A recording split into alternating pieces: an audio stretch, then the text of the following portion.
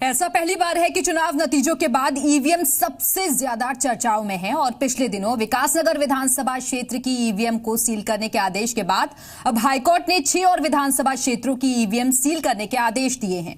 इसको लेकर अब राज्य में सत्ता पक्ष और विपक्ष आमने सामने आ गए हैं।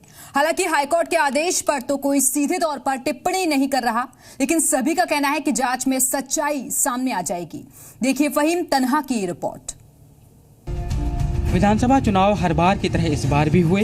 इस प्रक्रिया में हमेशा की तरह इस बार भी नया कुछ नहीं था, लेकिन इस बार चुनाव नतीजे के दिन से ही विपक्ष की जुबान पर ईवीएम है। दरअसल चुनाव में मिली करारी हार और हार के मार्जिन को लेकर हारे हुए कांग्रेस प्रत्याशी अभी शांत नहीं बैठे हैं। पहले हरीश रावत सरकार में मंत्री रहे नव प्रभात हाईकोर्ट पहुंचे, तो अब 6 और नेता हाईकोर्ट की शरण में पहुंच गए हैं, जिस पर हाईकोर्ट ने इन सभी 6 सीटों की ईवीएम भी सील करने के आदेश दिए हैं।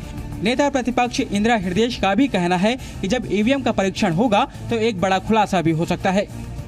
हाँ देखिए, हमारे पूर्व मंत्री जी गए थे इसमें, नवप्रभात जी ने 2-3 महीने अध्ययन करके, एक पूरे महीने अध्ययन करके कागजात की रिपोर्ट के साथ प्रस्तुत किया।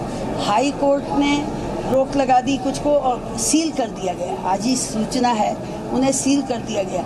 जब सील खुलेगी तो वो तथ्य सामने आएंगे कि जो कुछ कोर्ट में पेश किया गया वो सत्य है या नहीं। यदि सत्य होगा तो एक बहुत बड़ा खुलासा राष्ट्र के सामने होगा।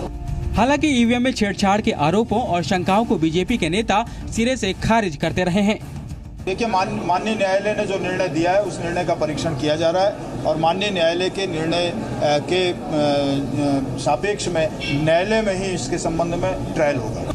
बहरहाल अब हाईकोर्ट के ईवीएम को सील करने के आदेश को लेकर कांग्रेस और बीजेपी अपने अपने तरीके से चर्चाओं में लगे हैं। देखना होगा कि ये मामला आगे किस रूप में सामने आता है। देहरादून से फहीम तन्हा के साथ ब्यूरो रिपोर्ट, इंडिया 24/7।